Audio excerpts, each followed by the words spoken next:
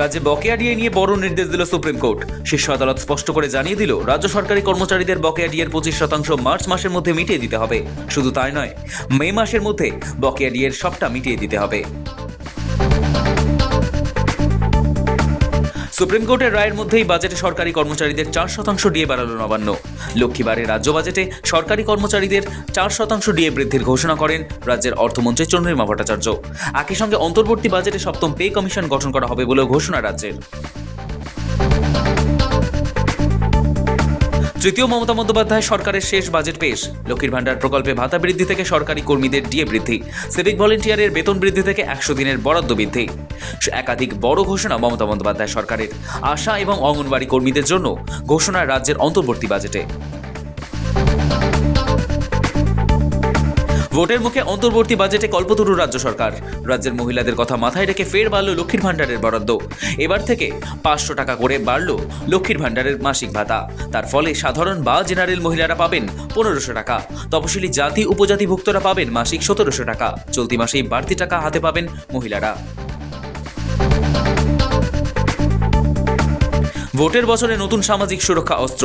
রাজ্যে শিক্ষিত বেকার যুবকদের জন্য নতুন প্রকল্প ঘোষণা মমতা বন্দ্যোপাধ্যায় সরকারের। লক্ষ্মীর ভান্ডারের ধাঁচে বেকার যুবকদের 1500 টাকা ভাতা। বাজেটে যুবসাথী প্রকল্প ঘোষণা রাজ্য সরকারের। চলতি বছরের 15ই আগস্ট থেকে এই প্রকল্প শুরু হচ্ছে। অন্তর্বর্তী বাজেটে আশাকর্মী অঙ্গনওয়াড়ি কর্মীদের জন্য বড় ঘোষণা। 1000 টাকা করে বাড়ছে ভাতা। ফলে এবার মাসিক ভাতা বেড়ে হলো 6000 টাকা। সেই সঙ্গে আশাকর্মীরা পাবেন 180 দিনের মাতৃত্বকালীন ছুটি। কর্মরত অবস্থায় মৃত্যু হলে পরিবারকে এককালীন 5 লক্ষ টাকা আর্থিক সাহায্য করবে রাজ্য সরকার। আশাকর্মী অঙ্গনওয়াড়ি কর্মীদের পাশাপাশি সিভিক ভলেন্টিয়ার, গ্রিন পুলিশ, পার্শ্ব শিক্ষকদের জন্য বড় ঘোষণা বাজেটে। তাদেরও ভাতা বাড়ানো হয়েছে 1000 টাকা। সিভিক ভলেন্টিয়ারের জন্য বরাদ্দ 150 কোটি টাকা। কেন্দ্রের মোদী সরকারকে টেক্কা। অন্তর্বর্তী বাজেটে 100 দিনের কাজে বরাদ্দ বৃদ্ধির প্রস্তাব রাজ্যের। 100 দিনের কাজের প্রকল্প থেকে মহাত্মা গান্ধীর নাম বিতর্কের প্রতিবাদে রাজ্য নিজেদের প্রকল্পে যুক্ত করেছিল বাপুর নাম। এবার সেই প্রকল্পে বরাদ্দ বৃদ্ধির প্রস্তাব রাজ্যের অন্তর্বর্তী বাজেটে। 100 দিনের কাজে 2000 কোটি টাকা বরাদ্দের প্রস্তাব অর্থমন্ত্রী চন্দ্রিমা ভট্টাচার্যের। সরকার চাকরি দিতে যে পারবে না তাই স্পষ্ট করে দিয়েছে এই বাজেটে। বেকারদের সঙ্গে সম্পূর্ণভাবে প্রতারণা করা হয়েছে। রাজ্য বাজেট নিয়ে সরকারকে তোপ শুভেন্দু অধিকারীর।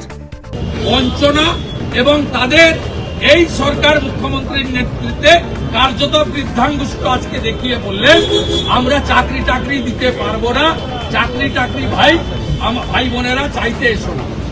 আজকে এই বাজেটের ভোটার অ্যাকাউন্টে অফিনের শেষ পেরেক পুতলেন চন্দ্রিমা ভট্টাচার্য মুখ্যমন্ত্রী মমতা ব্যানার্জির নির্দেশে।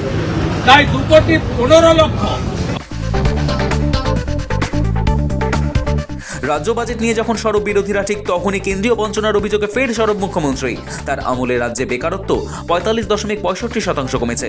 1,72,00,000 মানুষকে দরিদ্র সীমার আওতা থেকে বের করে আনা হয়েছে, দাবি মমতার। যে আমাদের বেকারত্ব, যেটা গভর্নমেন্ট অফ ইন্ডিয়া রিপোর্ট অনুযায়ী 45.65% কমে গেছে। 1,72,00,000 বেশি মানুষকে দারিদ্র সীমার আওতা থেকে বের করে এনেছে। বুধে এসআইআর শুনানিতে সুপ্রিম কোর্টে ইন পার্সন সওয়াল করেছিলেন মমতা বন্দ্যোপাধ্যায়। বৃহস্পতিতে তা নিয়ে নাম না করে তৃণমূলকে খোঁচা প্রধানমন্ত্রী নরেন্দ্র মোদীর। বললেন, অনুপ্রবেশকারীদের বাঁচাতে আদালতে দৌড়চ্ছে তৃণমূলকে ভয় পায় বিজেপি। মোদীর মাথা ব্যথা মমতা বন্দ্যোপাধ্যায়। প্রধানমন্ত্রীকে পাল্টা খোঁচা কুণাল ঘোষের। हमारे टीएमसी के साथियों ने काफी कुछ कहा। जरा खुद को अपने गरिमा में देखें। हमारे देश में घुसपैठियों को बचाने के लिए अदालतों को तब तक प्रेशर पैदा किया जा रहा है। আর লোক ওখানে দাঁড়িয়ে, সংসদে দাঁড়িয়ে তৃণমূল কংগ্রেসকে অ্যাটাক করছেন। তার কারণ, গোটা দেশে তৃণমূল কংগ্রেসকে ভয় পায় বিজেপি। নরেন্দ্র মোদীর মাথা ব্যথা মমতা ব্যানার্জি বিকল্প মুখ। মোদী যখন চুল কাটতে বসেন না, নাপিতকে কানে কানে জিজ্ঞাসা করেন, স্যার মমতা দিদি কা क्या हाल है?